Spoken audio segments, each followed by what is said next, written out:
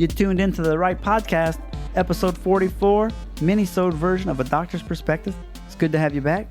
Hey, I'm going to get interviewed in September on a podcast called Get Published. So I'm excited about that. From what I've heard, he kind of asked the same questions, real short, 15, 30 minutes, the max. And it should be fun. I'm excited, looking forward to it. Whenever it comes out, I will let you know. Something I must get better at, brevity. And that is the topic of today's episode from The Future, episode 7. So the premise, when you talk too much, you can caulk yourself out of the cell, dig your hole deeper, and just make yourself look incompetent. Okay, have a great day. No, okay, let's talk about it for a second. A client asks you a question. Just answer the question. Sometimes that could just be a yes or no question. If you feel like you have to quantify the answer and give a 3-part thing, and really you should have just been able to say, yes, we can do logos. Maybe you don't. Maybe you don't actually do logos. Maybe you outsource the logo. But do you do them? Yes, you do. You start saying, well, yeah, we could do it. You know, we outsource it to our team and da-da-da-da. You just talk yourself out of the big sale. So you don't want to do that. So I think whenever we're talking about, like, for doctor's offices, you know, do you treat ankles? Well, maybe you don't treat a lot of ankles, but maybe what they have is pretty common, pretty standard of the type of ankle injury that you treat. Till you evaluate them, you didn't know that it was an potential Achilles rupture. Wow, you did your exam, you figured that out. You're like, I've got to send you away. But if you said a whole bunch of that stuff ahead of time, well, I'm not that great at ankles, or I only treat certain types of ankle injuries, blah, blah, blah. No, just talk to them. Do a quick consult on the phone. Okay, yes, okay, come in. Let's do the exam. And more than likely, you should be able to treat it, right? I mean, I feel confident in ankles.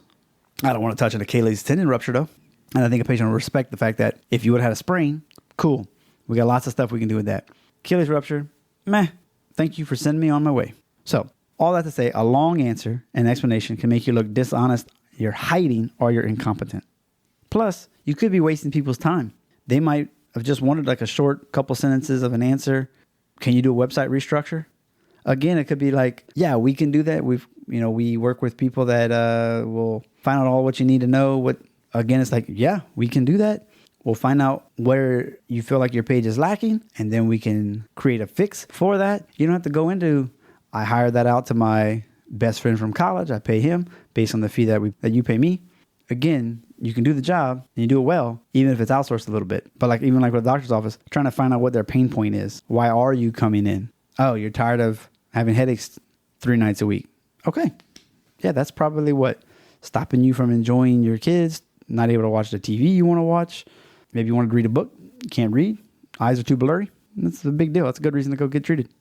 Again, kind of the same thing. Be present with the person that you're talking to. Try not to drag out the conversation and waste a lot of time. They may be someone, if they're a CEO or someone in a high rank, they might just be like, can you fix it? Yes or no? Here's the basics. Off to the meal. And the more you talk about all those things that I was just saying, like dragging it out and all that, you end up digging yourself in a hole. Maybe you're going to miss the sale, talk yourself right out of the sale. You probably did that too. I might have lost some people on this episode already.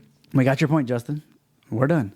But how many times have you tried to talk to a patient who might need more care than they wanted? I thought this would be better in 3 visits. Well, your entire hand is numb, and it's been like that for 3 months, and you can't lift it past 100 degrees. Well, they thought it was going to take a few visits. You're like, dude, no, it's going to take a while. But if you're confident in the way you explain what's wrong with them, what's the treatment plan going to look like, they might be like, yeah, good, great. But if you go into some long explanation about science and trying to explain the biomechanics and all this kind of stuff, they might be like, what, dude, can you just help me or not? I understood you. It's going to take a couple weeks, not a couple visits. Just give me the hope.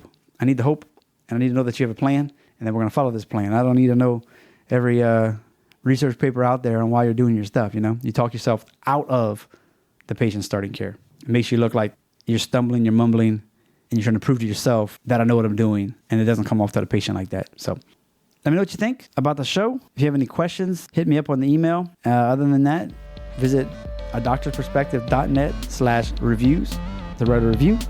And as always, the show notes and the transcript is at .net/M44. We just went #behind the curtain.